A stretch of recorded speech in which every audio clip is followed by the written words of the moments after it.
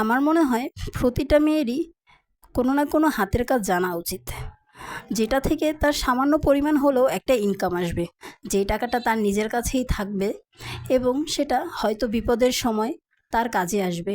এছাড়াও মেয়েদের অনেক রকম স্বপ্ন থাকে, অনেক রকম শখ থাকে, যে শখ পূরণের জন্য কারো কাছ থেকে টাকা নেওয়াটা তারা গর্বের মনে করে না। তখন এই নিজের টাকা দিয়ে সেই শখগুলো পূরণ করা অনেক গর্বের। সামান্য একটা ছোট উপহারও যদি কাউকে দেয়া যায় সেই টাকা থেকে, সেটাও অনেক আনন্দের। তাই প্রতিটা মেয়ের কোনো না কোনো একটি কাজ জানা উচিত।